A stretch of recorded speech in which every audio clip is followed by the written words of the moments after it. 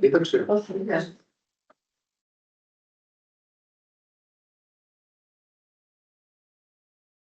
Joo, tervetuloa Kaupangissa-opiston luennolle, läsnä olevat ja etäyhteydellä olevat. Etäyhteydellä olevat, niin mikrofonia ja kameraa kiinni silloin luennon aikana, mutta chatin kautta voi esittää kyllä kysymyksiä. Minä sitten esitän ne täällä sitten luennoitsijalle. Ja luento tallennetaan. Ja tänään meillä on luennoimassa Eino Saari kuuntelemisen taidosta. Ole hyvä. Kiitos. Ja kiitos teille jokaiselle ajastanne sekä läsnä täällä Kaukometsän opiston auditoriossa että siellä koti- tai työsohvilla oleskelevat kuulijat. Tervetuloa pohtimaan kuuntelemista ja kuuntelemisen taitoa. Mä olen siis Eino, mä olen 46-vuotias teatteriohjaaja ja käsikirjoittaja ja työnohjaaja ja tuottaja ja kirjailija. Monta ammattia ja erilaista työtä ja tehtävänkuvaa. Ja muutama vuosi sitten jututin työkseni erilaisia miehiä ja miestyön parissa toimivia asiantuntijoita ja tutkijoita. Jututin miehiä heidän suhteestaan fyysiseen kosketukseen ja jonkin aikaa näitä yksityisiä kosketuskokemuksia kuunneltua, niin aloin ikään kuin kaivata sen puheen rinnalle sellaista puhuntaa, joka kytkisi näiden miesten yksityiset kertomukset osaksi meidän kulttuuria ja historiaa ja psyyken ymmärrystä ja lähdin siis tapaamaan erilaisia miestyön tekijöitä sairaalapastoreista sosiologeihin ja psykoterapeuteista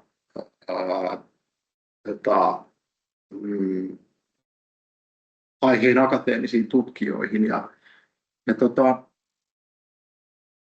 tämä ikään kuin toinen haastattelumatka näiden asiantuntijoiden parissa pysäytti minut toistuvasti sellaisen havainnon äärelle, että oli haastattelijana jotenkin kiitollista, kiinnostavaa ja ihanaa asettua erilaisten ammattikuuntelijoiden äärelle.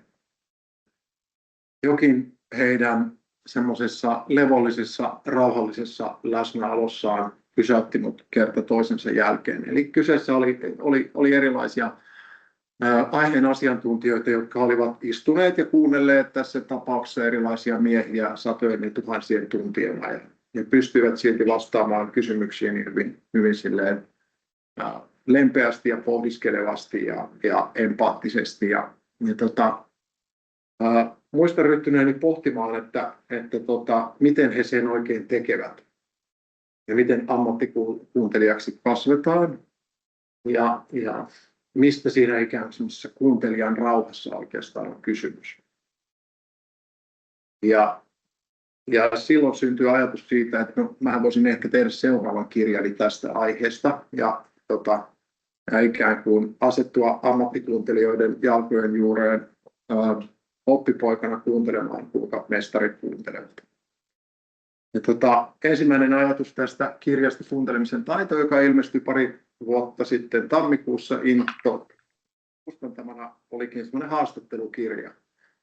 Eli lähdin tapaamaan erilaisia ammattikuuntelijoita psykoterapeuteista seksityöntekijöihin ja rikostutkijoista kriisityöntekijöihin ja minua kiinnosti jotenkin se jokaisen kohdalla se ikään kysymys kuuntelijaksi kasvamisesta ja sitten siitä, että miten he ymmärsivät tai ajattelivat itse kuuntelevansa.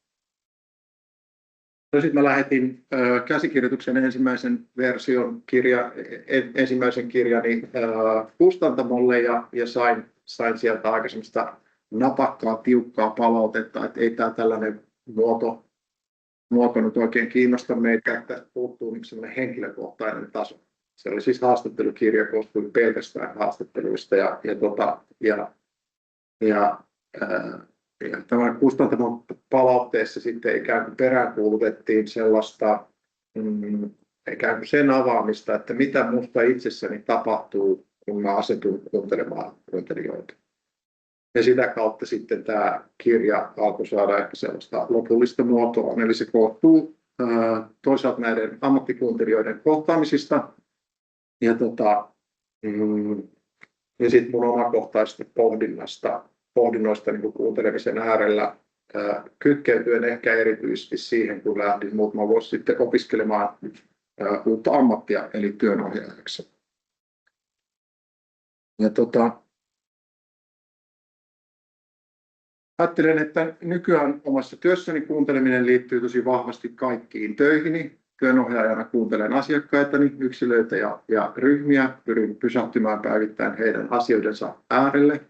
Tuottajana kuuntelen niiden ihmisten tarpeita, joiden parissa taiteen kentällä työskentelen.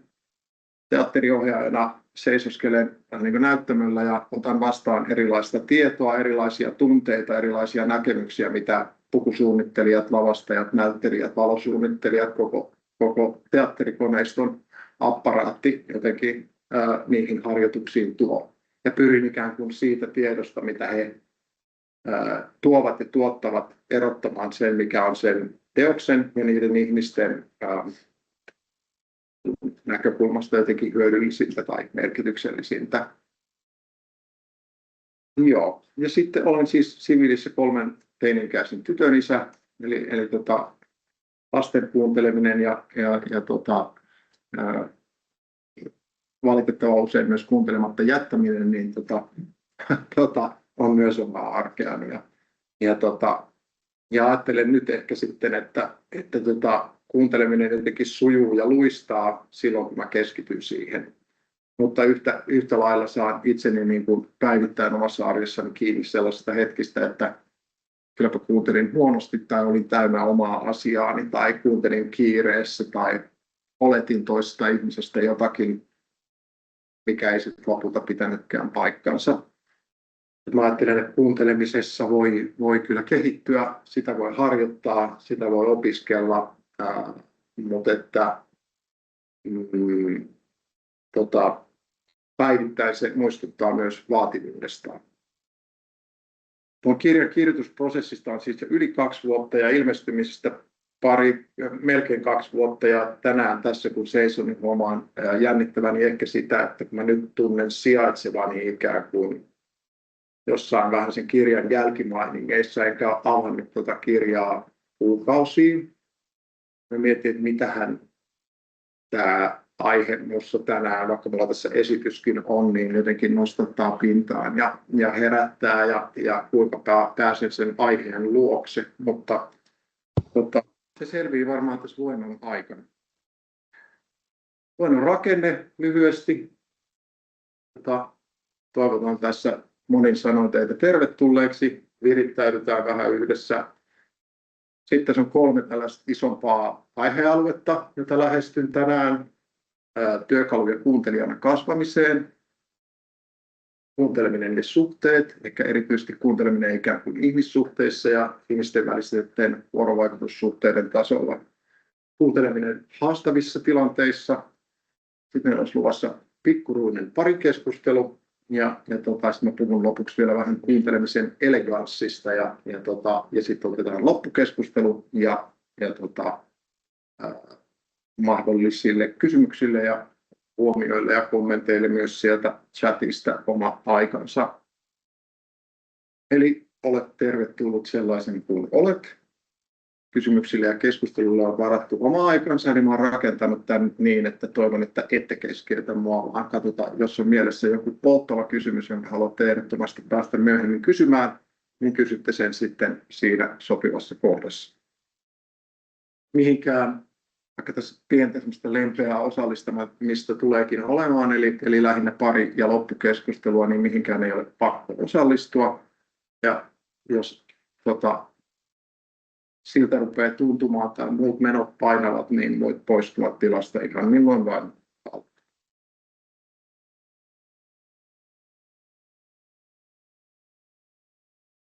Yksi kysymys, johon en ole saanut vastausta, on se, että miten pysäyttää tai virittää ihmiset niin kuin kuuntelemisen äärelle. Miten virittää ihmiset kuuntelemaan toinen toisiaan tai jotakuta tiettyä ihmistä. Mitä muuta se voisi tarkoittaa se kuuntelemiselle virittäytyminen kuin nyt vaikka sitä, että vanhempi pakottaa lapsensa kuuntelemaan iltasatukirjaa, että lapsi oikeastaan haluaisi lukea sitä jo ihan itse. Tai vaikka jossain klassisen musiikin konsertin viitekehyksessä, niin mitä muuta se kuuntelemiselle virittäytyminen voisi tarkoittaa sitä kuin sellaisia aika pakottavia hiljaisuussääntöjä, että konserttisalissa ei saa puhua mitään, ne pitää kuunnella hiiren hiljaa ja mielellään ei saa rapistella mitään karkkipusseja tai yskähdellä. Tämä ehkä tällaisena kysymyksenä. Merivuokko on alkeellinen merenpohjassa elävä olento. Merivuokon ympäristön olosuhteet määrittävät, mitä koko eliö tekee. Se aistii, onko täällä turvallista vai ei. Se avautuu vain, kun on turvallista. Silloin vesi ja ravinteet pääsevät kulkemaan, antamaan sille energiaa ja viestit välittyvät.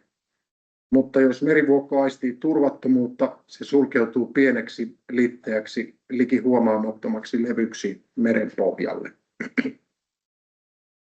Tämä sitaatti on tuosta kirjasta. Se on tavallaan kahden eri henkilön sitaatti. Se on kirjassa tämän lausua loihti Kirsi Törmi, mutta sen alun perin neurologi Antonio Damasion kehittelemä vertauskuva ja Damasion väite tässä nyt ehkä tälleen typistetysti voisi olla se, että me ihmiset käyttäydymme samalla tavalla kuin merivuokot.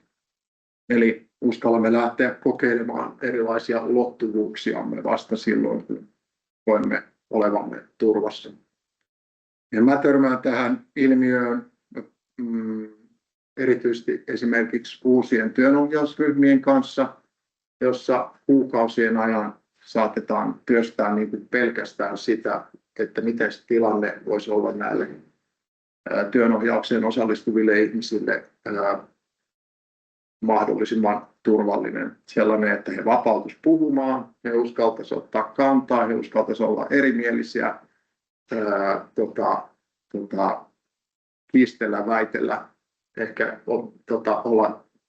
sietää jonkinlaisia sen työyhteisön sisäisiä jännitteitä, olla konfliktissa, olla eri mieltä muun kanssa, ylipäätään avata joidenkin kohdalla ehkä se niin surunsa. Ja sitten siinä pisteessä, kun tuntuu siltä, että jonkinlainen ikään kuin riittävä psyykkinen turvallisuus on saavutettu, niin minusta tuntuu, että minun työ muuttuu hirveän helpoksi. Ainakin helpottuu.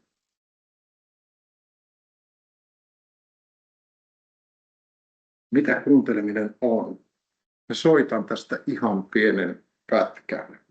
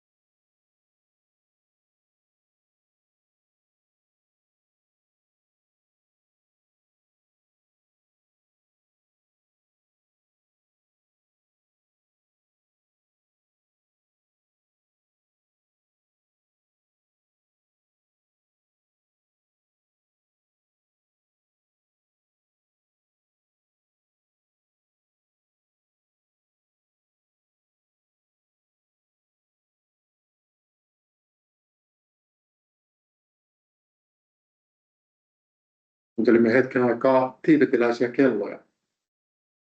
Ja mulla ei mitään valmista vastausta kysymykseen, mitä kuunteleminen on, mutta ajattelen, että yksittäisen musiikkikappaleen kuunteleminen ikään kuin muistuttaa itseäni, kun me kuunnellaan sitä yhdessä, ja muistuttaa itseäni sellaista asiasta, että me tavallaan tässä samaan aikaan kuunnellaan yhdessä jotakin samaa. Me jaetaan jokin kokemus tietyn musiikin kuuntelemisesta. Te jaatte tässä jonkinlaisen kokemuksen mun kuuntelemisesta. Ja tämä kokemus on yhteinen ja tämä kokemus on jaettu. Ja sitten samaan aikaan tämä ikään kuin kokemus nyt esimerkiksi tuosta kappaleesta on niin kuin, niitä kokemuksia siitä on ainakin yhtä paljon kuin mitä meitä on tänään täällä läsnä. Eli kuunteleminen on yhtä aikaa ikään kuin kuulun vastaanottamista, se on kuulun prosessoimista ja sitten se on sen kuulun tulkitsemista. Ja ainakin mun on itseni hyvin vaikea erottaa näistä toisista, että mä lähden kuuntelemaan tiibetiläisiä kelloja, niin paitsi että mä vastaanotan sitä ikään kuin musiikkia, niin se lähtee heti kuljettamaan mua johonkin. Ja mä lähden mielessäni ehkä tekee jotain assosiaatioketjuja tai tulkitsemaan tätä musiikkia jollain tietyllä tavalla. Ja mä ajattelen, että musiikki nyt ehkä erityisesti on niin kuin hyvä muistuttaja siitä, miten jokin yhdessä kuunneltu asia kuljettaa meitä keskenään aivan erilaisiin maisemiin ja paikkoihin.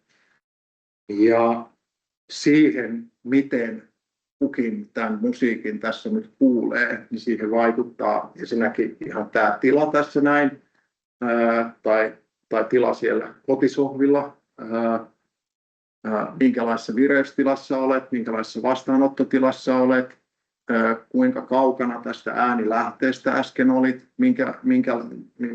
minkälaiset hormonit kehossa sattuu tällä hetkellä jylläämään, oletko muistanut tänään syödä vai et, minkälainen on oma elämän historias, mihin siellä omassa elämän historiassa mahdollisesti tiibetiläiset kellot kytkeytyvät tai eivät kytkeydy. Oletko kuunnellut niitä jossain aikaisemmin, muistuttaako ne jostain vai liittyykö niihin ehkä enemmän jotain vierauden kokemuksia.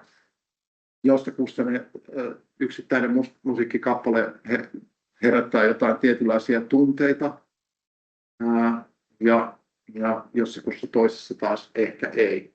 Ihmiset välillä harmittelee sitä puhuttuaan toisille ihmisille, että kun ei sen oikein se viesti mennyt niin kuin samanlaisena kaikille läpi. Mä ajattelen, että tässä on kysymys tavallaan tästä niin kuin samasta ilmiöstä, eli ei se niin kuin tarkkaan ottaen voikaan koskaan mennä millekään yhtä ihmistä suuremmalle ihmisjoukolle täysin samanlaisena läpi. Jokainen tekee siitä omia tulkintojaan, käyttää sitä kuulemaansa omiin tarkoituksiinsa ja tarpeisiinsa ja kuuntelee sitä ikään kuin omasta tilanteestaan ja lähtökohdistaan käsin. Työkaluja kuuntelijana kasvamiseen. Mä ajattelen, että yksi hyvä keino on pysähtyä kysymään itseltään ikään kuin tämmöisen itsereflektion tai pohdiskelun keinoin, että minkälainen kuuntelijana minä olen. Millaisissa tilanteissa se kuunteleminen minulta ehkä sujuu. Millaisissa tilanteissa tai keiden ihmisten kanssa tunnen itseni hyväksi kuuntelijaksi. Millaisissa tilanteissa on taas ehkä enemmän jotenkin kitka ja hankaus läsnä. Mitä kuuntelen, kun kuuntelen?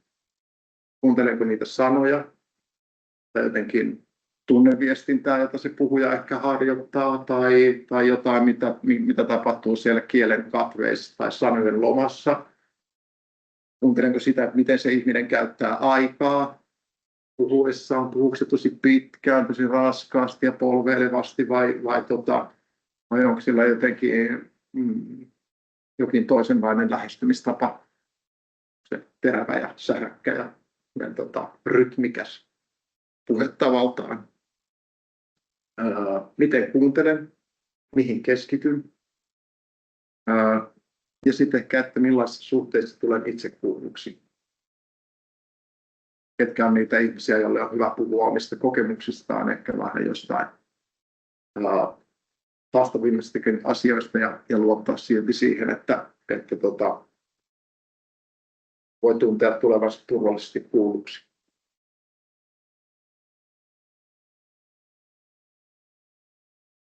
Toinen tapa on ehkä pysähtyä oman tarkkaavaisuutensa äärelle. Että tarkkaavaisuus liittyy kuuntelemiseen, mutta tarkkaavaisuus liittyy jotenkin kaikkiin aisteihin. Ja yksi tapa lähestyä ihmisen tarkkaavaisuutta on ajatella, että sillä on aina keskus ja reunukset. Mun tarkkaavaisuuden keskuksessa on tällä hetkellä te ihmiset, joille mä puhun täällä Kaukometsän opiston auditoriossa. Mä yritän tässä mahdollisimman sujuvasanaisesti ja selkeästi ikään kuin viedä tätä luentoa eteenpäin ja kertoa ajatuksistani kuuntelemisen taitoon liittyen. Niin mä näen teidät tässä näin ja kuulen ton videokykin huminan niin ehkä koen, että te olette tässä mun tarkkaavaisuuden keskuksessa paraikaa ja sitten mun tarkkaavaisuuden reunuksilla tapahtuu samaan aikaan jotain, johon mä voin yrittää kiinnittää huomiota tai johon mä voin yrittää ikään kuin liuuttaa sitä omaa tarkkaavaisuuttani. Nyt mä huomaan ajattelevani ehkä erityisesti niitä ihmisiä, jotka seuraa tätä luentoa etänä, joita mä en näe. Heidän henkilöllisyyttä en tiedä teitä siellä niin yhtä lailla tässä tilassa. Mä voin yrittää pysähtyä kuuntelemaan, kuuluuko jotain muutakin kuin tuon videotykin humina. Minkälaisia ääniä teistä ehkä lähtee.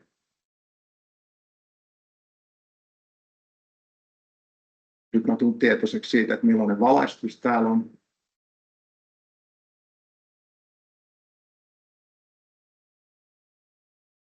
Jostain sellaista bassotaajuudesta tässä mun takana.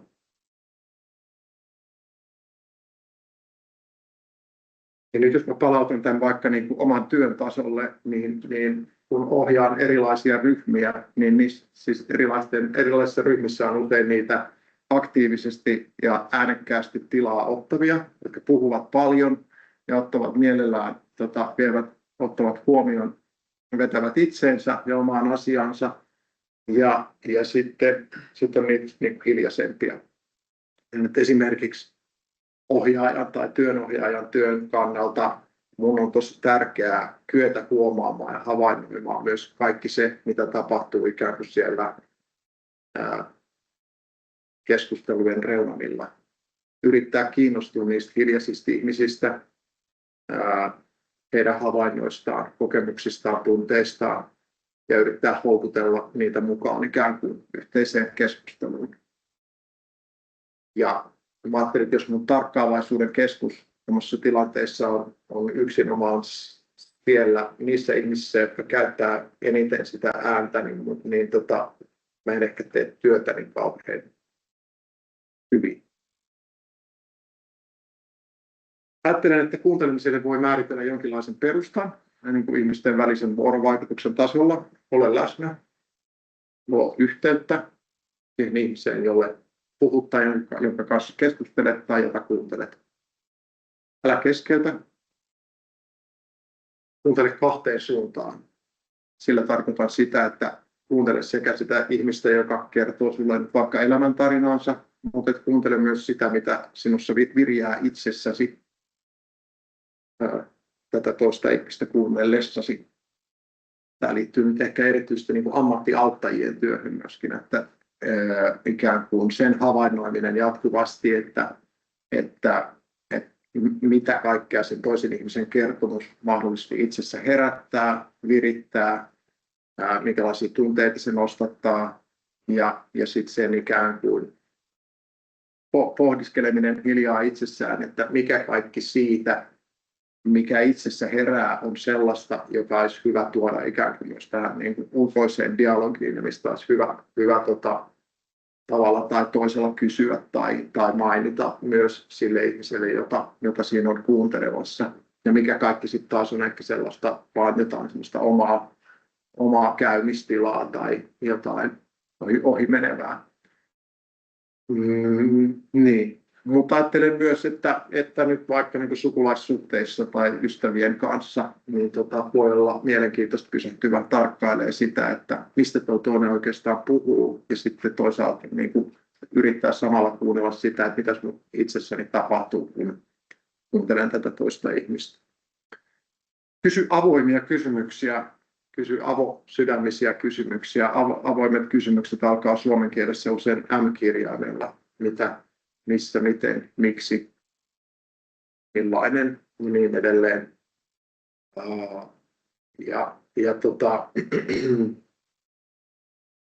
Avoimet kysymykset antaa usein sille ihmiselle, jolle tämä kysymys esitetään, niin mahdollisuuden ja vallan vastata johonkin asiaan itse. Eli ne ei niin kuin sisällä kysyjän etukäteen määritteleviä, kapeuttavia vaihtoehtoja. Ne on niin kuin harvemmin tämmöisiä joko- tai kysymyksiä,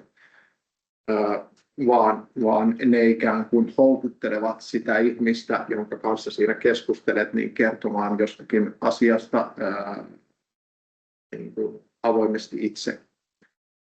Toki tämmöisille suljetuille kysymyksille on myös niin kuin sijansa, että jos iltapalaa laittaessaan haluaa tietää, että ottaako lapsi leivälle tomaattia vai kurkkua, että sinne ei tarvitse viritellä sen kummempia avoimia kysymyksiä, vaan kysyä kurkusta ja tomaatista.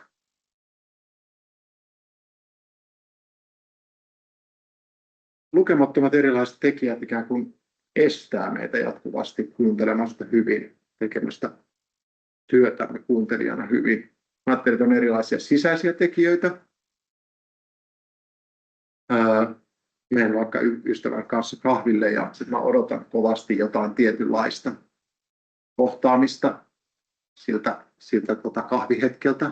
Ja sitten mulla on se odotus mielessäni ja sitten huomaan, että se jostain syystä ei toteudukaan se odotus ja sitten ehkä petyn.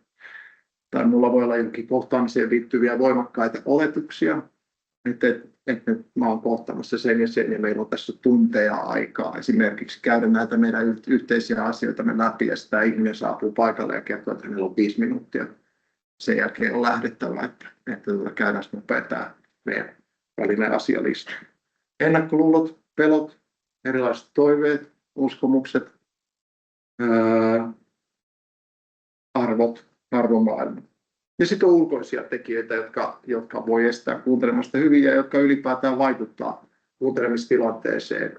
Minkälainen valaistus on, minkälaista taustahälyä, minkälainen se miljöö ylipäätään on. Keskellä liikenteen hälyä tai asfalttityömaalla jää harvoin mahdollisuutta viipyillä kovin pitkään toisen kokemuksen äärelle.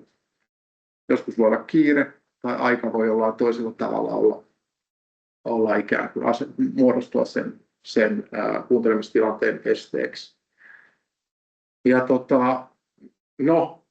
valtava joukko erilaisia esteitä ja näihin liittyen ehkä huomaan itse pysähtyväni usein semmoisen kysymyksen äärelle, että minkälaisen ikään kuin linssin asetan omille silmilleni, kun asetun kuuntelemaan, että kuuntelenko vaikka sitä toista ihmistä sen oman kiireeni läpi tai jonkun oman oletukseni läpi tai oman jännitykseni läpi ja miten se, vaikka nyt oma jännitykseni mahdollisesti vaikuttaa siihen meidän väliseen tilanteeseen.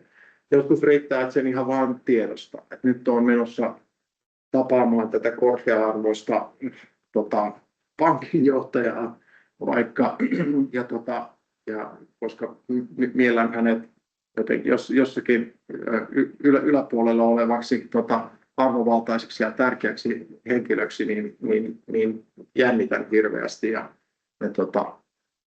Sitten ihan se, että mä huomaan ennen hänen tapaamistaan oman jännitykseni, niin voi auttaa mua pikkusen päästään siitä jännityksestä niin myöskin irti.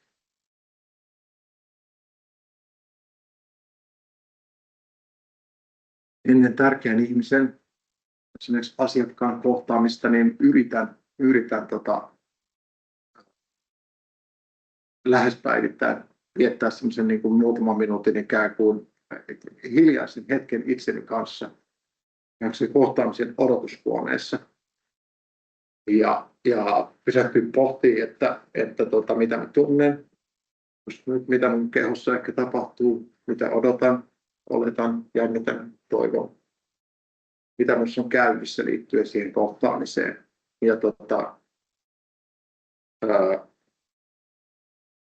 sitten tästä ehkä niin kuin erilaiset ammattikuuntelijat oman kokemuksen mukaan puhuu vähän kahdella eri tavalla, että toiset ajattelee, että ne tulevat tietoiseksi siitä, mitä itsessä on käynnissä ja viriämässä, mutta eivät yritä aktiivisesti ikään kuin tehdä sille asialle yhtään mitään.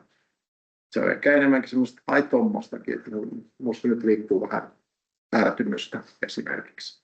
Se ärtymys liittyy ehkä siihen, mitä tuossa aamulla tapahtuu.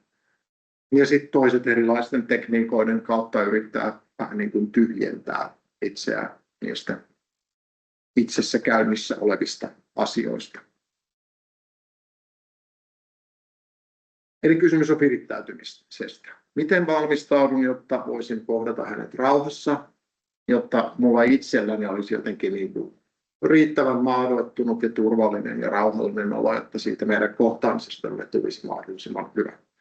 Ja mitä voisin sitten ehkä itse tehdä hänen rauhansa tai turvallisuuden tunteensa eteen. Lukemattomissa julkisissa tiloissa on tänä päivänä käytössä tämmöisiä turvallisemman tai rohkeamman tilan periaatteita. En tiedä, oletteko niistä kuullut, mutta että pidän sitä tosi hyvänä asiana. Itse ehkä suosin niiden lisäksi tai sijaan niin kuin sellaista ihan uusia ihmisiä kohdatessani, että mä yritän niin kuin niihin ensimmäisiin omiin kysymyksiin sisällyttää jollain tavalla niin kuin ajatuksen tai kysymyksen siitä, että mistä mun olisi hyvä huolehtia tai meidän yhdessä, että tästä meidän välisestä keskustelusta, että olisi mahdollisimman hyödyllinen ja turvallinen, jolloin mä annan hänelle ikään kuin mahdollisuuden ja vallan kertoa itse, että mikä juuri hänelle siinä tilanteessa mahdollisesti palvelee tavallaan sen turvallisuuden tunteen rakentumista. Enkä oleta vaikka, että meillä on sama käsitys siitä, että miten tämä tila tässä on turvallinen ennen kuin me aloitetaan yhteinen keskustelu. No sitten ehkä tämmöisiä konkreettisia työkaluja kuuntelemisen harjoittamiseen, kytkeytyminen, omakohtainen kysymys, omakohtainen pohdinta ja sen perään avoin kysymys. Tämmöisiä voi hyödyntää niin siellä niin kuin kahvipöydässä kuin ammatillisessa kontekstissa. Eli ensin kytkeydytään, jos toinen on nyt kertonut vaikka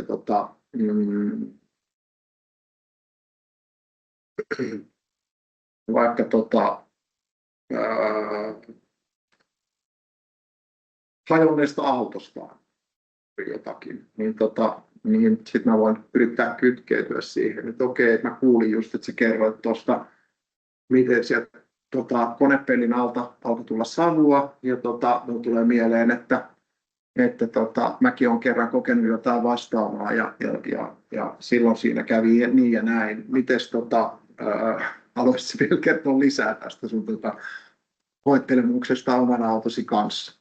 Sitten ikään kuin tarjoan oman kohtaisen pohdintani päätteeksi, niin tuon palloa jälleen hänelle. Ja mielellään avoimella kysymyksellä. Esimerkki ei ollut mitenkään ihan priimia. Avoinsydämiset kysymykset, sitten siis suostumuskysymykset, erilaiset niin kuin lupaan liittyvät kysymykset. Miten sinä haluaisit, miten toivoisit, miten olisi hyvä, onko ok, jos, eli tavallaan ikään kuin tein ikään kuin voi tehdä jatkuvasti ikään kuin vähän niin kuin ehdotuksia siitä, että miten meidän sen nyt vaikka keskustelun saralla olisi hyvä yhdessä edetä. Ja oma kokemuksen mukaan suostumus- ja lupakysymykset sen myös niin kuin vähentää tavallaan. Jotenkin vähentää semmoista niin kuin oletusten mukaan toimimista ihmisten välisessä vuorovaikutuksessa. Sitten minä viestinnällä tarkoitan sen tyyppistä viestintää ehkä niin kuin, jossa niin kuin passiivissa puhumisen tai yleistämisen sijaan kerrotaan omasta kokemuksesta. Ja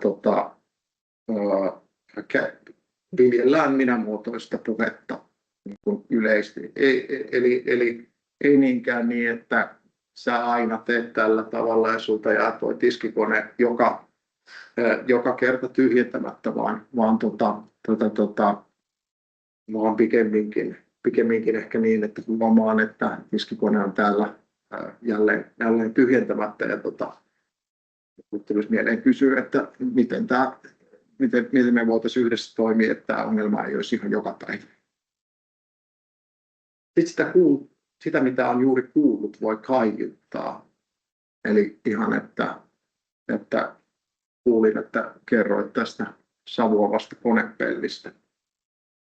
Ja ikään kuin toistaa siis sitä, mitä toinen on juuri sanonut. Tästä on huomannut, että ihmisillä on erilaisia kokemuksia, erityisesti kun liikutaan niin ammatillisen kontekstin ulkopuolella, niin tiedän useampia ihmisiä, joista toisen sanojen toistaminen saattaa myös ärsyttää tai herättää jotain muita epätoivottavia tunteita, mutta sen kuulun kaiuttamisen ikään kuin hyvänä ajatuksena on ilmaista vähän niin kuin rivien välissä toiselle ihmiselle, että tavallaan vähän niin, että olen kuullut, mistä olet minulle juuri puhunut. Ja sillä tavalla ikään kuin vahvistaa toisessa ihmisessä sitä, että liikutaan siinä tilanteessa samalla aaltopituudella. Tai pyritään ainakin siihen. Yhteistoiminnallista terapiaa kehittäneiden Harlin Andersonin ja Harry Julishanin käsittääkseni alun perin kehittelemä tämmöinen termi kuin ei-tietämisen tila syntyi siis Andersonin ja Julishanin sellaisesta niin kuin havainnosta, että luopuessaan kaikesta niin kuin asiakastyöhön liittyvästä niin kuin tietämisestä ja diagnosoinnista ja toisten ihmisten niin kuin määrittelemisestä, niin he ikään kuin keskittymällä ainoastaan siihen, että minkälaisena se asiakas itse kokee oman tilanteensa, niin he pystyvät niin kuin tekemään merkittäviä tuloksia ja vahvistamaan ikään kuin omissa asiakkaissaan semmoista niin kuin tunnetta oman elämänsä toimijuudesta. Ja ehkä siis termiä käytetään laajasti terapian tiimoilla siellä sun täällä, ja sillä niin kuin tarkoitetaan juuri sellaista jotenkin tilaa, jossa ammattikuuntelija ei etukäteen ikään kuin asettuisi semmoiseen tiedän jo mikä sinua vaivaa tyyppiseen lähestymistapaan, vaan pyrkisi lähestymään toista ikään kuin ilman ennakko-oletuksia uteliaasti, avoimesti ihmisen juuri siinä hetkessä kohdaten. Jossain tilanteessa on hyvä avata sisäistä puhettaan. Tuossa aikaisemmin puhuin siitä niin kuin kahteen suuntaan kuuntelemisesta. Niin sitten kun itse se tuntuu virjäävän, hetken aikaa kuunnellut itseään ja itse se tuntuu virjäävän jotain sellaista, mitä olisi ehkä hyvä sanottaa sille toisellekin. Niin ne on sellaisia paikkoja, missä voi avata ehkä sitä, että mä en ole ihan varma, mistä tässä on nyt oikeastaan niin kuin kysymys, mutta mä huomaan, että mä oon tässä hetken aikaa kuunnellut sua, niin musta herää ... Mutta en tiedä, mitä kaikkea sä ajattelet tästä. Eli tavallaan sitä omaa sisäistä puhettaan, vaikka se olisi kuinka epäröivää ja hapuilevaa, niin voi yrittää myös niin kuin tuoda näkyviin ja kuuluviin. Ja itse ajattelen, että epäröivä puhe on ihan sellainen työkalu, jota käytän mielelläni. Että vaikka olisi joku asia, mistä minulla olisikin aika niin kuin vahva käsitys, että näin se on, niin mieluummin ehkä kuitenkin kysyn ja puen sen ikään kuin semmoiseen epäröivään, pehmeään, pyöreään tavallaan kaatuun, johon toisen on niin kuin helppo liittyä. Sitten voi yrittää kytkeytyä täsmällisesti siihen, mitä juuri kuulin. Eli ei niinkään niin, että tekisi vaikka niin kuin tiivistelmiä siitä, mistä toinen on just kertonut, vaan voi esimerkiksi niin kuin, yrittää palauttaa keskustelua tai tehdä jonkun jatkokysymyksen vaikka niin, että toistaa sanatarkasti jonkun asian, minkä juuri kuuli, juuri siinä muodossa, minkä kuuli, ja sitten sen jälkeen esittää jonkun kysymyksen.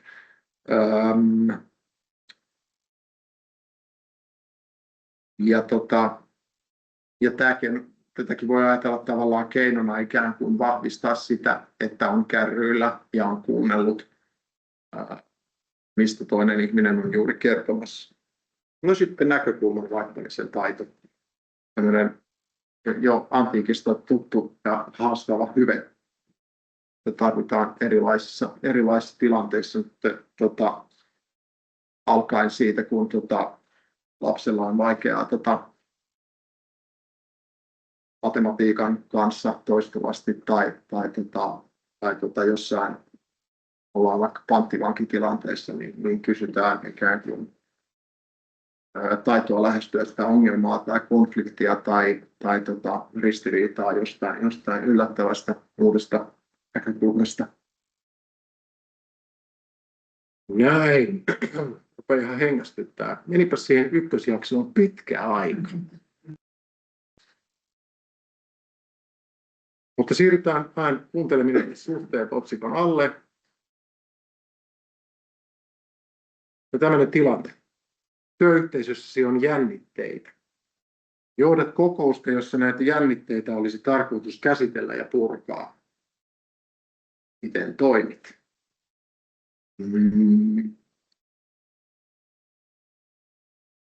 Nyt kun katselen tätä omaa diaani, niin ensimmäisenä minulle tulee mieleen, että voiko tietäisin vähän lisää, että minkälaisista jännitteistä on kysymys.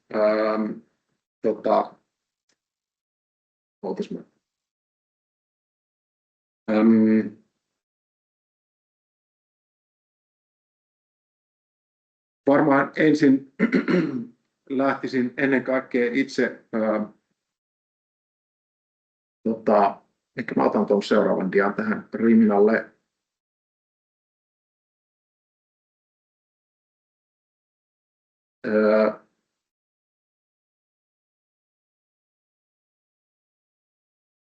Yrittäisin hahmotella tarkkaan etukäteen, että mistä siinä tilanteessa on kysymys, kuinka paljon meillä on aikaa, miten siinä tilanteeseen, miten me saadaan yhdessä luotua ikään kuin huolellinen, turvallinen, jotenkin rakentava ympäristö niin, että ihmiset uskaltautuu puhumaan ja he pystyvät jotenkin porukalla ja itsekseen pysähtymään niiden jännitteiden äärelle.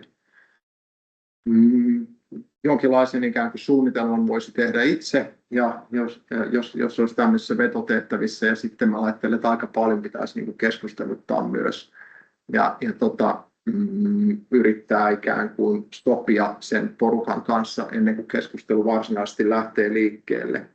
Tärkeää tämmöisessä tilanteessa on tietysti tunnistaa se, että juuri tässä kokouksessa on hyvä hetki puhua näistä kiperistä jännitteistä, eli ymmärtää jotenkin sitä tilannetta ja kontekstia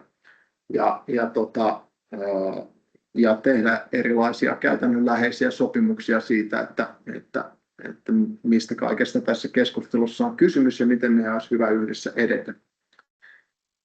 No sitten jos siellä on niitä hiljaisia työyhteisön jäseniä nyt tätä esimerkkiä käyttääkseni, niin yksi hyvä keino on kysymysten kohdentaminen, eli osoittaa kysymyksiä suoraan jollekin tietylle ihmiselle ja sitten ehkä samalla ikään kuin jonka puheenvuoroa tai ääntä emme ole vielä kuulleet ja ehkä sitten samalla tarjota hänelle mahdollisuus tavalla tai toisella sitten myös niin passata vastaaminen, jos tilanne tuntuu siltä, että se vastaaminen ei ole mahdollista.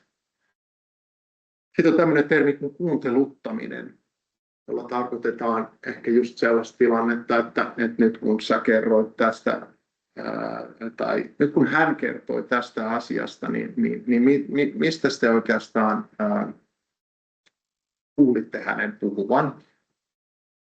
Tai ennakoivasti ehkä niin päin, että annetaan nyt puheenvuoro hänelle, Ja kuunnelkaa oikein tarkkaan tästä hänen kokemuksestaan, josta hän nyt seuraavaksi kertoo. Niin kysyn myöhemmin, että mitäs kaikkea se teissä herätti, jolloin ihmiset joutuu vähän niin kuin ikään kuin skarppaamaan ja pysähtymään sen kuuntelemisen äärelle. No sitten ajattelisin, että jännitteisten työyhteisökokousten vetäjänä olisi hyvä aina huolehtia tavalla tai toisella omasta purustaan, jos se ei ole mahdollista niin sen tilanteen sisällä. Onko olemassa joku ihminen, jolle voi soittaa sen hetken jälkeen? Onko illalla kotona sauna lämmin? Voiko jutella puolison kanssa? Kannattaisiko lähteä metsälenkille koiran kanssa? Mikä nyt toimii jotenkin kenelläkin. Mutta ikään kuin ihan jo etukäteisvalmisteluissa miettii, että mikä on se paikka ja se ympäristö, jossa saan nämä mahdollisesti itsessänikin niin kuin virinneet tunteet tavalla tai toisella puretuksi. Ajattelen, että kuuntelijalla voi olla tosi monenlaisia rooleja ja tosi keskenään hyvin erilaiset kuuntelijat voi olla yhtä aikaa hyvin niin kuin, hyviä kuuntelijoita tai sen tilanteen kannalta jotenkin eteenpäin vieviä voimia. Toisilta sujuu erityisen hyvin semmoinen empaattinen peilaus ja tunnetason kuuntelijan työ. Tämmöiset ihmiset ehkä erityisesti keskittyy siihen, että mitä siinä toisessa ihmisessä tai toisissa ihmisissä on käynnissä jotenkin tunnetasolla. Sitten voi olla erilaisia ratkaisukeskeisiä ideoijia, jotka yrittää aktiivisesti löytää erilaisia ratkaisuja siihen yhteiseen kiperään tilanteeseen. Ja he ehkä esittää sitten sellaisia kysymyksiä, joissa on nimenomaan semmoinen niin eteenpäin vievä energia ja voima.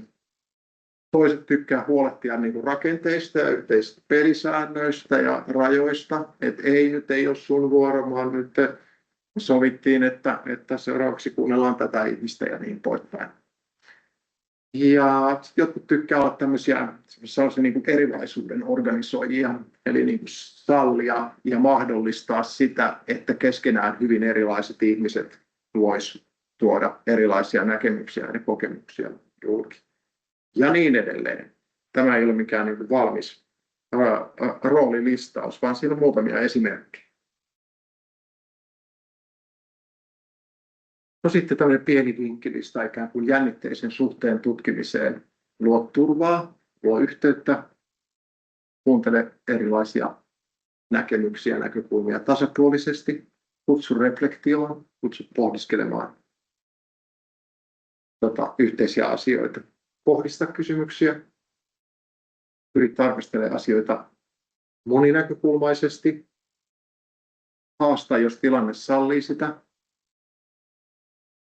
Että kun joku kertoo kokemuksestaan tai jostain mielipiteestään, niin miten voi pohtia, että miten sitä esitettyä ajatusta voisi silleen lempeästi vähän tuuppia tai tökkiä, yllyttää esimerkiksi ihmistä ajattelemaan sitä vielä vähän pidemmälle tai jostain toisenlaista näkökulmasta. Kiitä, osoita arvostusta, ehkä myös niille näkökulmille, jotka eivät täysin vastaa omaa näkökulmaasi. Ja sitten päätä tai sulje keskustelu tai sulkekaa se yhdessä. Monesti on lähtenyt erilaisista tilanteista niin, että keskustelut sinänsä ollut hyviä, mutta sitten on vaikka keskustelulle varattu aika on tullut täyteen ja sitten se tilanne hajoaa ja leviää ja ihmiset ryntää seuraaviin asioihinsa ja asiat jää ilman. Mä ajattelen, että vaikka aika olisi loppumassa tai oltaisiin jo ylitetty yhteinen aika, niin olisi tärkeää jollain lailla laittaa sinne yksin tai yhdessä jonkinlainen piste. Sulkea se tilanne siltä erää.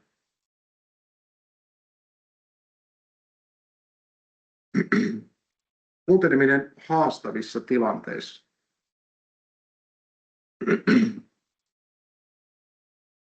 No siis heti pohdituttaa, että mikä on haastava tilanne ja kuka oikeastaan on tämmöinen hankala ihminen.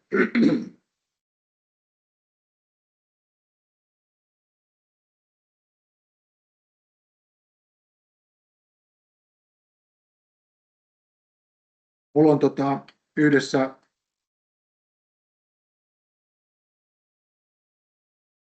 organisaatiossa on sellainen työnohjattava, osallistuu ryhmätyön ohjaukseen, joka on joka kerta paikalla, mutta on aina hiljaa. Ja mun yrityksistäni kohdentaa kysymyksiä ja pehmentää äänensävyä, kokeilla erilaisia näkökulmatekniikoita ja mukaan houkutteluja ja muita ei toistaiseksi ollut oikeastaan minkäänlaista hyötyä.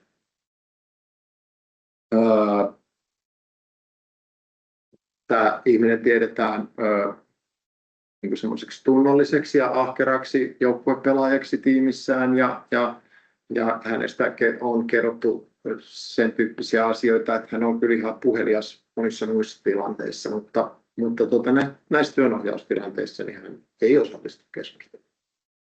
Ja tämä kyllä herättää itsessäni erinäisiä tunteita ja mielelläni leimaisin sen ihmisen silleen hankalaksi. Hankala ohjattava, jonka kanssa ei päästä yhdessä eteenpäin. Ja sitten mä ajattelen, että mulla voi olla tällainen käsitys ja ajatus, mutta ehkä ennen kaikkea koen siinä tilanteessa, että meidän suhde on jollain lailla niin kuin hankala. Että juuri tässä tilanteessa en pääse hänen kanssaan eteenpäin, enkä ole löytänyt semmoista niin kuin viisasten kiveä, joka siinä silleen niin kuin toimisi. Ja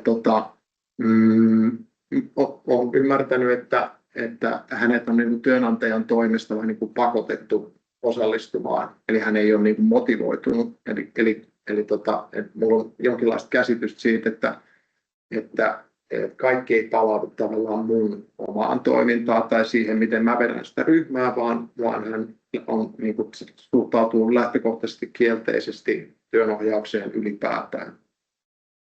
Ja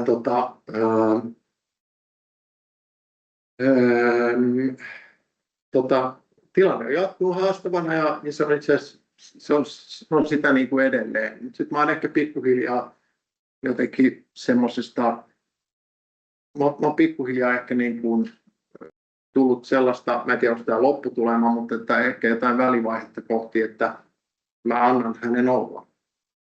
Ja on jollain lailla ehkä hitusen luovuttanut hänen suhteensa ja ajatellut, että voi olla, että hän saa näistä istunnoista jotain sellaista, mitä en itse tiedä tai mistä en kuule koskaan mitään, vaikka hän ei ikään kuin aktiivisesti osallistukaan.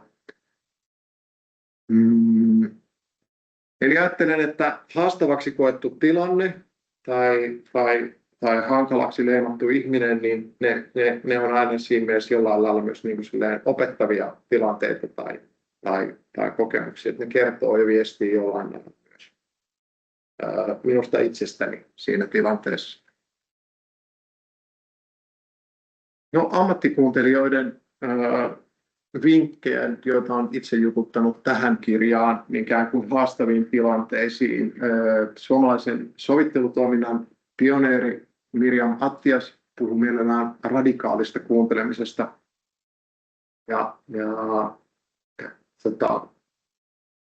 Hän ymmärtää sen hyvin ehdottomana semmoisena keskittymisenä yksittäisessä hetkessä täysin toisen ihmisen tilanteeseen niin, että sitä toista ihmistä ei keskeytetä, hänen puhettaan ei kommentoida millään tavalla, toisen annetaan kertoa omasta kokemuksestaan ja puhua loppuun asti, puhua niin pitkään kuin ikinä haluaa, vaikka se itsessä herättäisi kuinka voimakkaita tunteita. Ja Mirjamin väite on, että ne omat hankalat tai haastavat tunteet on mahdollista käsitellä jälkikäteen jossain turvallisessa kontekstissa. Niitä ei ole, vaan yksinkertaisesti ei ole järkevää tuoda esiin juuri siinä kyse omassa tilanteessa. Ja Mirjamin viesti ehkä itselleni oli myös se, että tämä on asia, jota kuka tahansa kadutalla ja voi opiskella ja harjoitella. Kuunnellessaan ihmisiä, joiden kuunteleminen on haastavaa. Rikostutkija Niko Rantsi puhuu mielellään maltin puolesta, odottamisen puolesta ja siitä, että rikoksen uhrin, epäilyn tai todistajan kuunteleminen voi siis kestää kuukausia, vaatia päivittäisiä istuntoja Ja hän puhuu siitä, että kuunteleminen on aina jonkinlainen niin prosessi, jossa matkaa tehdään näiden rikokseen tavalla tai toisella liittyvien ihmisten kanssa yhdessä. Eli hänen sloganinsa oli, että takapuolen on kestettävä istumista, on kyettävä malttamaan, odottamaan ja sitten ikään kuin toimimaan oikealla hetkellä. No sitten yksi keskeinen, josta puhuu monet muutkin kuin kriisityöntekijä Saija Oittinen, jota tuohon kirjaan haastattelin, on sitten näiden erilaisten turvan signaalien vahvistaminen, eli että miten ammattikuuntelija voi samalla olemuksellaan, omilla kysymyksillään, omalla kielenkäytöllään, omalla toiminnallaan siinä tilanteessa vahvistaa ikään kuin viestiä ikään kuin jatkuvasti sille toiselle ihmiselle, että olet turvassa ja voit olla tässä rauhassa ja puhua luottamuksellisesti asioista ja että nämä asiat, mitä sä tässä tänään minulle jaat, niin minä en vie niitä tämän huoneen ulkopuolelle. Mitä se nyt sitten onkaan? Keskittymistä, silmiin katsomista, läsnäolemista, mahdottumista siihen hetkeen ja tilanteeseen. Sairaalaklooni Laura Rämä on taas kehitellyt oman työnsä ja sairaalakloonerian praktiikkansa ympärille tämmöisen näkymättömän kosketuksen ja alttiiksi asettumisen ajatuksen.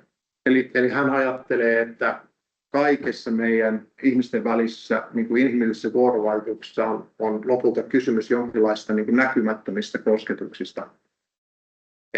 Eli kun mä katson sua, niin mä itse asiassa kosketan sua jollain lailla katseellani.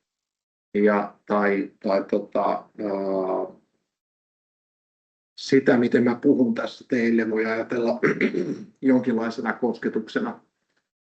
Ja Lauralle tämä termi on niin kuin tärkeä sen takia, että kun hän ajattelee mitä tahansa ikään kuin inhimillisen viestinnän välinettä, on kysymys sitten eleestä tai katseesta tai sanoista niin kuin kosketuksena, niin sen teon etiikka tulee näkyviin ja jotenkin läsnä olevaksi.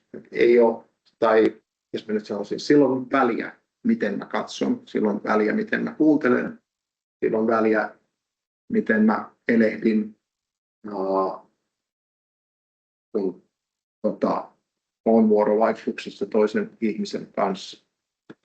Ja suora sitaatti. Tuntosarveni herkistyvät erityisen tarkoiksi, kun suhtaudun kohtaamiseen toisen kanssa, kuin se olisi kosketus.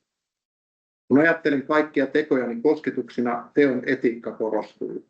On väliä, miten lähestyn toista, miten katson, puhun, kuuntelen ja millaisella asenteella toimin. Koskettaessani en koskaan vaadi, että toisen pitäisi tulla samaksi kuin minä. Erimielisyyden keskelläkin on mahdollista kuitenkin tunnustaa toisen läsnäolo. Kun kitkan keskellä tunnustaa toisen, voi katsoa tehneensä työnsä.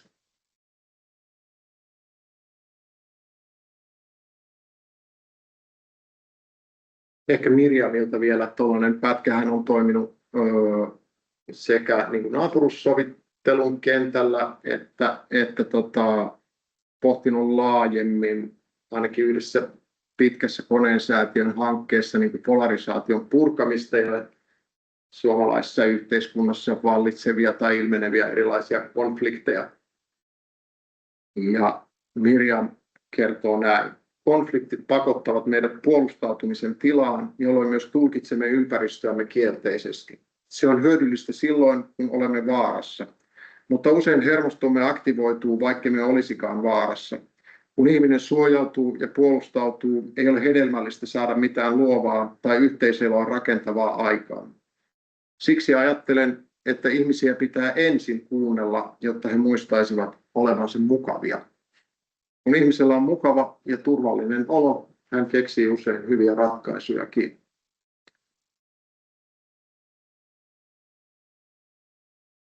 Joo, Mirjam on julkisuudessa puhunut erityisen paljon esimerkiksi erilaisiksi häiriköiksi nimetyistä tämmöisistä niin kuin jenginuorista ja siitä, miten me suomalaisessa yhteiskunnassa voitaisiin että mitä meidän pitäisi tehdä tai mitä me vaadittaisiin, että me pysähdyttäisiin kuuntelemaan sitä, että mitä he oikeastaan toivovat, tarvitsevat, vaativat.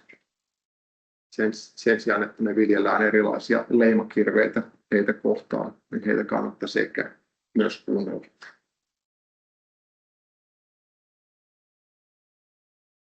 Joo, lyhyesti vielä tällainen tilanne. Työskentelet esihenkilönä tiimissä. Huomaat, että kokouksissanne toistuu sama tilanne. Osa ihmisistä vaikenee. Ja ymmärrät, että se liittyy jotenkin siihen, miten toimit itse kokouksissanne. Mitä teet?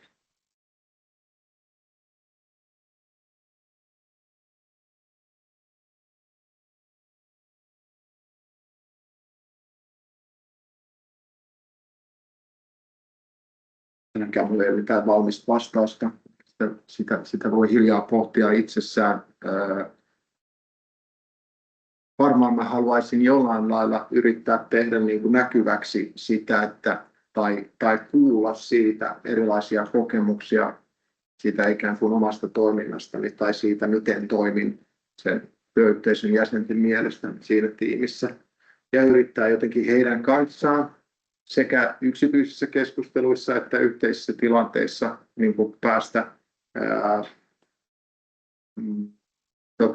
jyvälle siitä, että mistä siinä nyt oikeastaan on kysymys myös omaan toimintaani liittyen. Ja ikään kuin altistua myös sellaisille keskusteluille, joissa mahdollisesti joudun kritiikin tai rakentavien huomioiden varaan. Eli myös kuuntelijana on hyvä tiedostaa omaa vallankäyttöään. Me herkästi miellämme ehkä niin, että ihmisellä, joka puhuu, niin sillä on kaikki valta. Mutta että myös kuuntelijana voi pysähtyä pohtimaan sitä, että miten mä nyt tässä oikeastaan käytänkään omaa valtaani, kun kuuntelen tätä toista ihmistä. Annan hänelle kaiken keskittymiseni, oman läsnäoloni, oman aikani tässä tilanteessa vai kuuntelenko ehkä mieluummin ihmistä, joka istuu hänen vieressään tai mitä se nyt onkaan. Valta on usein epätasapainoista. On pystytty pohtimaan, että keitä mä kuuntelen, keitä ehkä en ja miksi. Millaisille ihmisille tai millaisille kokemuksille missäkin tilanteessa annan tilaa. Mistä käsin jotenkin kuuntelen. Kuuntelenko vaikka jostain esihenkilöasemasta käsin tai alaisen asemasta käsin tai kuuntelenko poikana tai vanhempana. Ja miten se mahdollinen roolini siinä tilanteessa ehkä vaikuttaa siihen toisen kuuntelemiseen. Jokainen, joka on joskus pitkään seurustellut, on ehkä tehnyt sellaisen havainnon, en tiedä, saatan olla väärässä, että sen oman seurustelukumppanin tai elämänkumppanin että hän tietyissä hetkissä hänelle haluaa antaa jotenkin semmoisen niin herkeämättömän huomionsa, ja sitten samaan aikaan se sama ihminen saattaa olla se, että kuuntelee kaikista surkeiten, koska sen jollain lailla ajattelee tai kuvittelee tuntevansa. Mihin asemoidun siinä tilanteessa vallankäyttäjänä? Onko se jotenkin valtasyytteeltaan se tilanne sillä tasapuolinen? Vai onko se tilanne hierarkkinen? Onko se syystä hierarkkinen?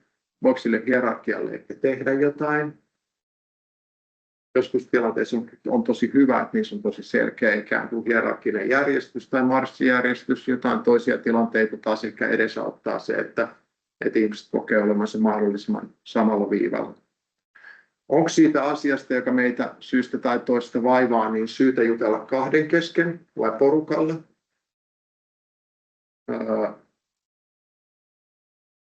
Joo, ehkä ylipäätään, että jos ajattelee valtaa välineenä, niin mihin sitä käyttää ja miten sitä käyttää. Mitä voisimme kokeilla yhdessä? Nyt me saan pitää pienen tauon. Toivoisin, että ottaisit siitä läheltä parin. Myös 3 hengen ryhmät ovat tosi ok. ja etänä vielä läsnä olevat voivat soveltaa tätä harjoitusta sopivaksi katsomallaan tavalla. Eli jos ihan pari minuuttia keskustelisit kaverin kanssa siitä, että mitä itsellesi arvokasta olet tässä tänään kuullut ja mitä muuta ehkä heräsi. Olkaa hyvä.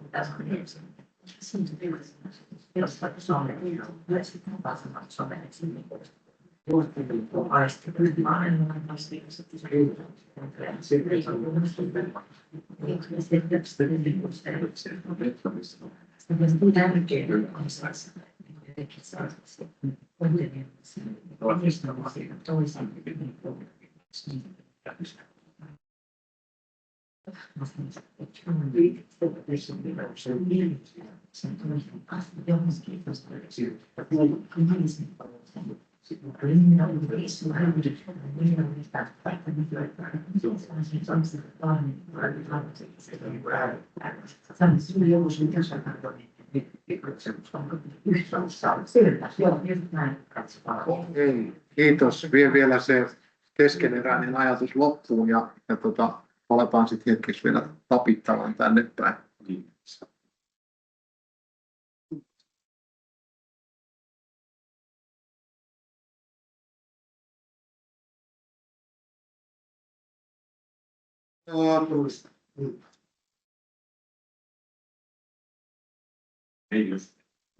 Lähestyn tästä tämän luennon loppua. Ajattelen, että yksi asia, mikä minut saa itseni niin lähes päivittäin pysähtymään kuuntelemisen äärelle, on, että kuuntelemiseen liittyy usein niin kuin voimakkaita esteettisiä elämyksiä ja kauneuden kokemuksia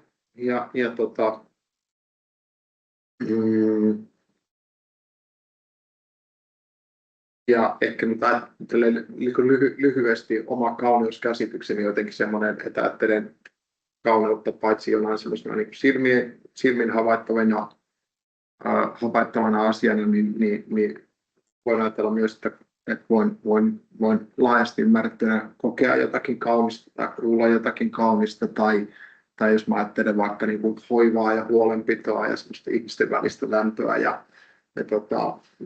rakkautta ja kiintymystä ja muuta, niin ikään kuin niihinkin sellaisiinkin kokemuksiin voi liittyä niin kuin voimakkaita esteettisiä elämyksiä. Olen käyttänyt tuossa kirjassa tällaista termiä kuin kuuntelemisen eleganssi. Miettinyt, että minkälainen sosiaalinen kädentaito se kuunteleminen oikeastaan onkaan. Ja kuuntelemisen eleganssilla tarkoitan itse ehkä erityisesti semmoista niin kuin huomaavaisuutta, joissain tilanteissa mukautuvuutta tai joustavuutta, tästä kykyä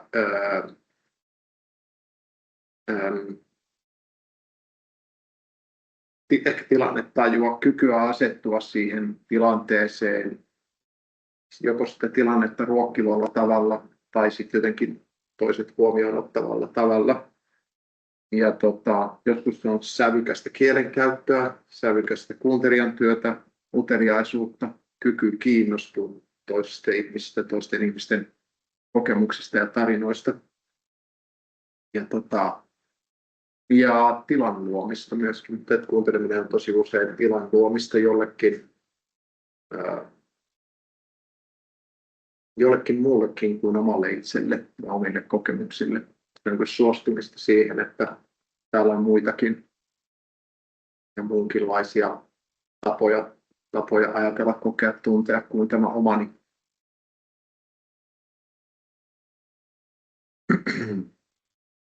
Meille tuli kerran yksi lehmä, joka oli ollut 15 vuotta itsekseen ja 5 vuotta niistä sisätiloissa käymättä ollenkaan ulkona.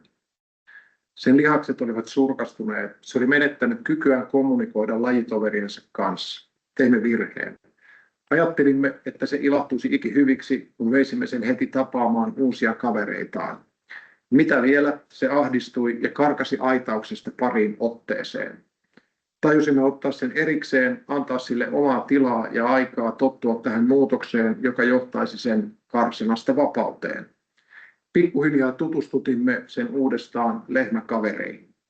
Lopulta tämä sulkeutunut, hidasliikkeinen 18-vuotias lehmävanhus juoksenteli pihalla kaveriensa kanssa. Avainasiat säilyvät, anna aikaa, tilaa, rauhaa ja kohtele yksilöä. Tämä on sitaatti Pia Anttoselta, joka toimii eläinten turvakoti Tuulispään johtajana ja joka oman työnsä kautta vetää monenlaisia yhtäläisyysmerkkejä niin kuin, ihmisten välisen vuorovaikutuksen ja siellä tapahtuvan kuuntelijan työn ja sitten erilaisten eläinyksilöiden kuuntelemisen välillä. Sitten olisi keskustelun ja mahdollisten kysymysten aika. Meillä on tässä semmoinen 15 minuuttia aikaa. Niin mitä on juolottanut mieleen tässä tämän 75-minuuttisen aika?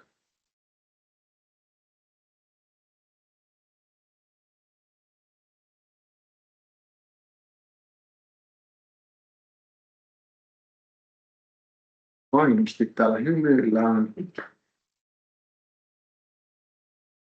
Minulle tuli mieleen siitä, kun puhuit siitä ihmisestä, joka ei halunnut kommunikoida tavallaan. Se on myös valtava valinta, puhumattomuus tai ei kommunikointi.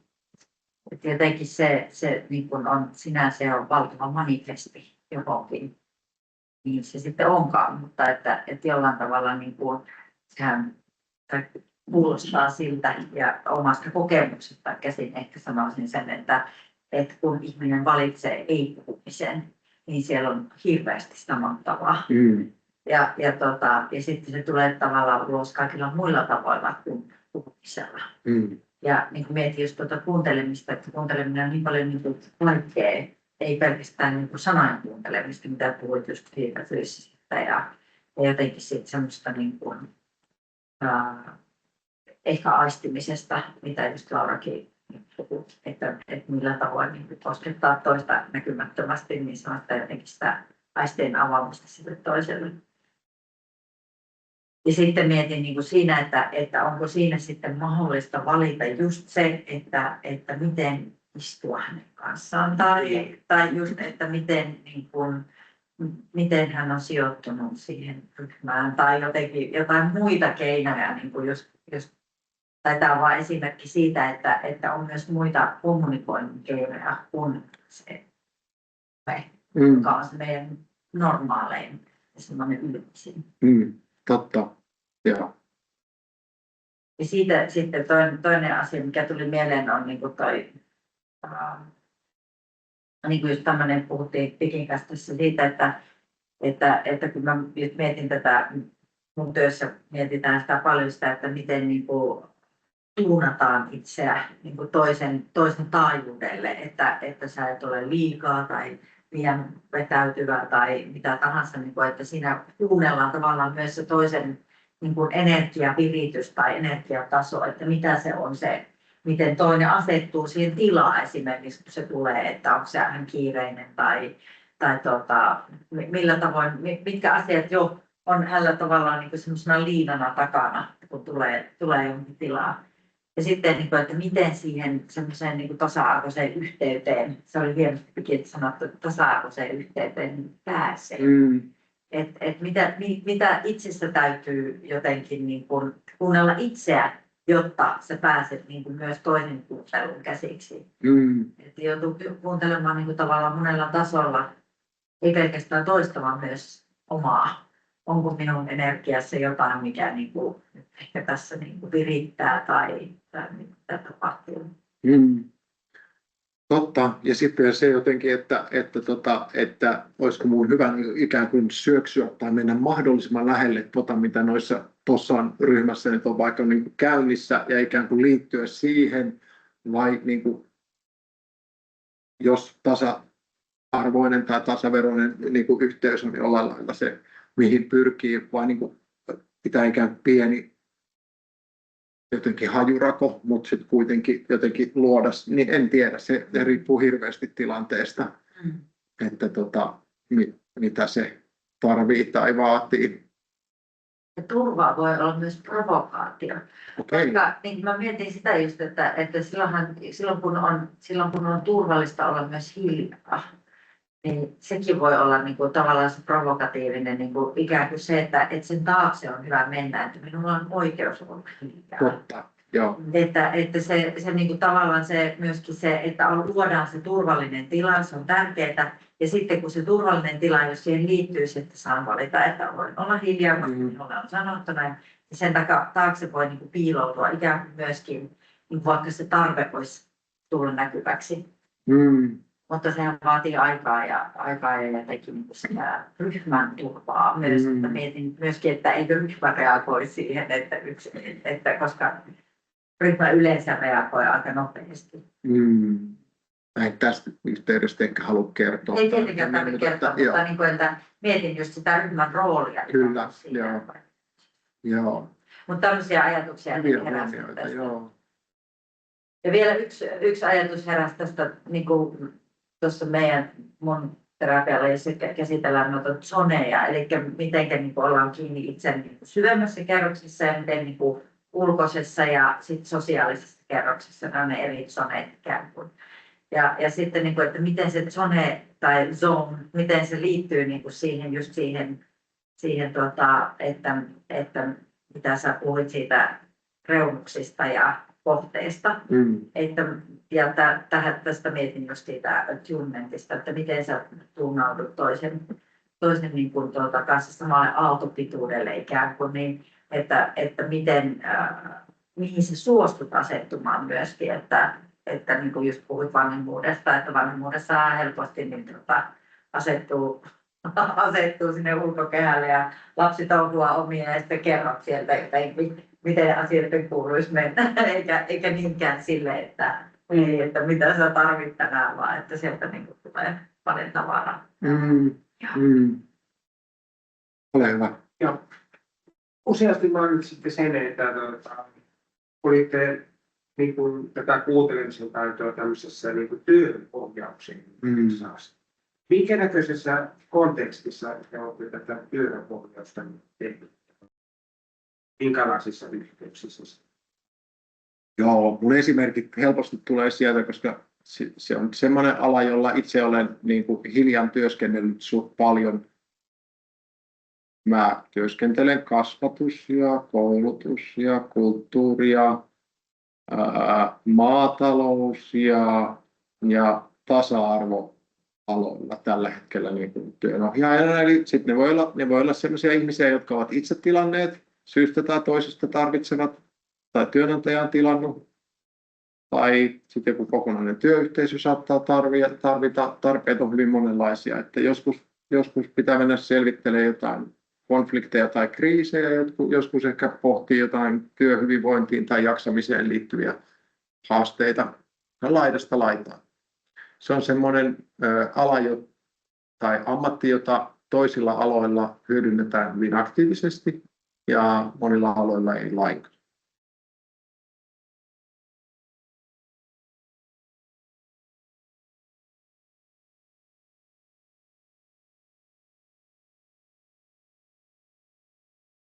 Sitten heräsi tämmöinen ajatus, kysyin sulta, että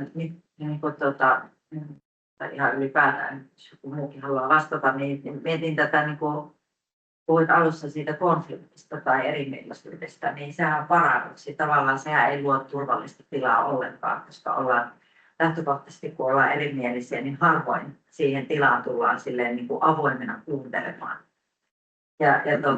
Niin se just, että miten semmoisen tilan luominen niin kuin konfliktitilanteessa tulee sulla paljon vastaan semmoisia konflikteja, joissa joutuu ensin luomaan, tai miten sä toimit siinä tilanteessa? Ei mitenkään, ei ehkä semmoista, että kaikki puhuisi samoilla sanoilla, että meillä on tässä tämmöinen konflikti, mutta joitain kertoja on semmoisia, että on pystynyt, mä ehkä käytän mieluummin sanaa jännite. Meillä on tässä jännite tässä meidän välillä, tai teidän välillä on tässä tämmöinen jännite, huomaatteko te, että mulle se ilmenee tämmöisellä tavalla, että eikö se ole kiinnostavaa? Tai jotain ikään kuin semmoista reittiä pitkin, joka ei tee siitä jännitteestä, ei leimaa sitä jännitettä niin kuin saman tien joksikin tosi uhkaavaksi, vaan ehkä pikemminkin yrittää lähestyä sitä niin, että mitä me voitaisiin oppia sieltä, tai millainen se oikeastaan onkaan, tai mitkä sen juuret on, ja miten se vaikuttaa sukuun, ja entä sukuun, joo,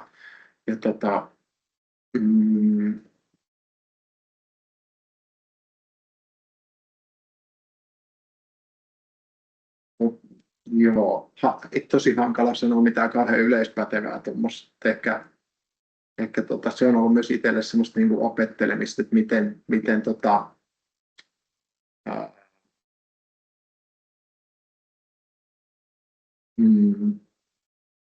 se jännitteen voisi nähdä jonain semmoisena niin kuin positiivisena muutosvoimana, joka voi niin kuin, siihen latautuu usein paljon energiaa, niin miten se energia voisi johtaa johonkin vaikka sitä niin kuin yhteisöä rakentavaan asiaan, eikä jotenkin niin kuin hajottaa ihmisiä ja heidän välisiä suhteita.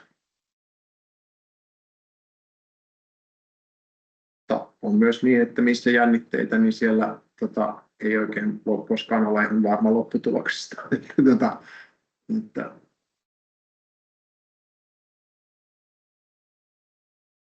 Mietin just niin kuin,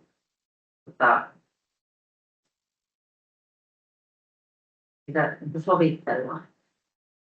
Ja jos te niin kuin sovittelussa on tavallaan, niin kuin, että siellä on aina joku käsiteltävä ikään kuin problematiikka, mihin ihmiset tulee niin kuin sen sovittelun äärelle.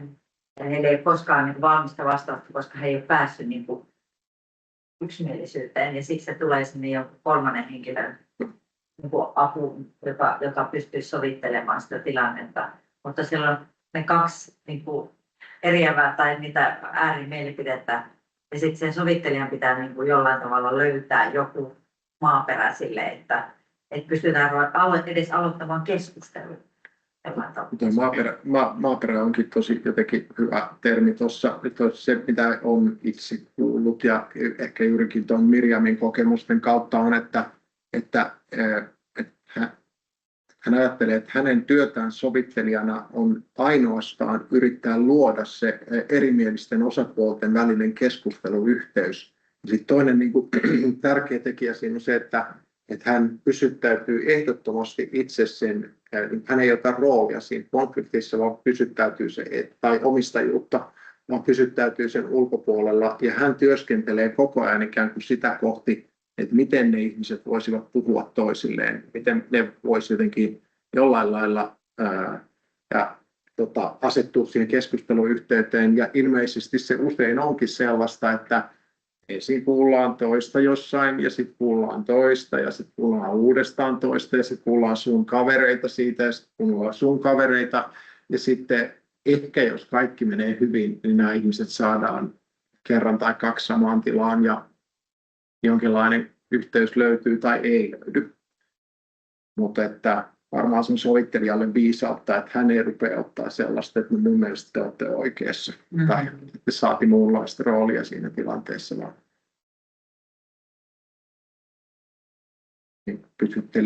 pysyttelee loitolla. Ehkä siinä on myös hyvin, huomaan nyt, että siinäpä onkin niin kuin, mitä termiä sä käytit siitä ikään kuin maaperä. Niin, ei aikaisemmin sitten tavallaan niin jotenkin semmoista niin kuin toiseen energiaan mukautumisesta tai Niin sitä tuunausta, niin ehkä tuossa sovittelijan työssä on kysymys jostain semmoisesta, että ne energiat pitää jollain lailla tuntea, mutta että niihin ei kyllä aktiivisesti liitytä muuten kuin silloin, kun keskitytään vaan siihen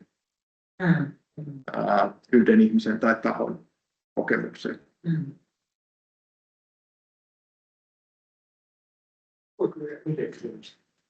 Mitkä ovat mielestäsi niin kuin kuuntelemisen rajat?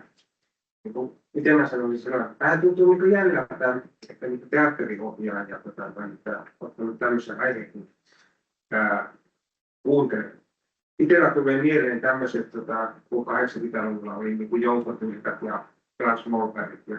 Ja käsitän, että heitä ei pahemmin tämmöisiä turvallisia tiloja niissä jutuissa, että minne asti, mitkä on niin kuuntelemisen rajat. Mitä sä tarkoitat kuuntelemisen rajoilla? Mä huomaan, että mä sain tuosta sun esimerkistä kiinni, mutta mä en ole ehkä ihan varma, että mitä sä oikeastaan kysyt. Mitä tarkoitat?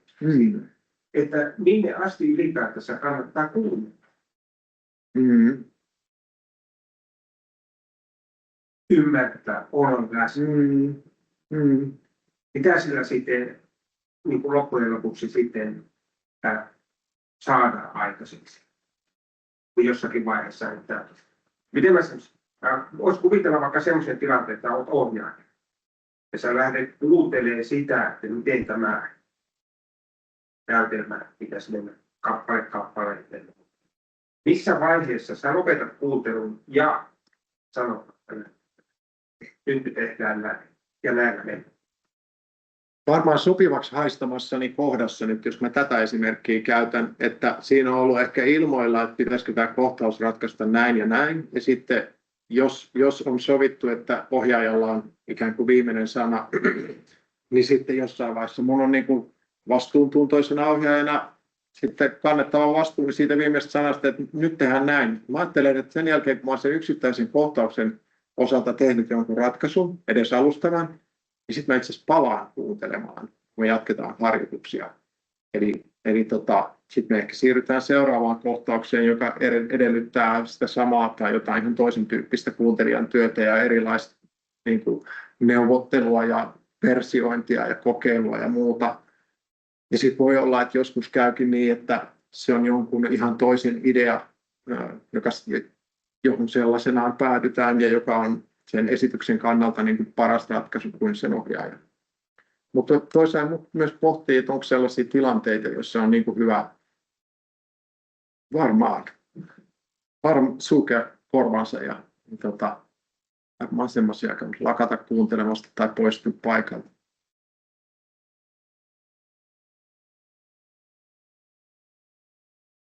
Hyvä pähkinä, kiitos.